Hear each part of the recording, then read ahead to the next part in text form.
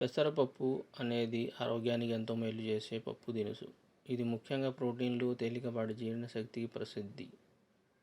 పెసరపప్పును వంటలలో, పాయసాలలో, చారు, పొరియల్, స్నాక్స్లలో విస్తృతంగా ఉపయోగిస్తారు. పెసరపప్పు ప్రయోజనాలు: ప్రోటీన్ సమృద్ధిగా ఉంటుంది, జీర్ణానికి తేలిగ్గా ఉంటుంది,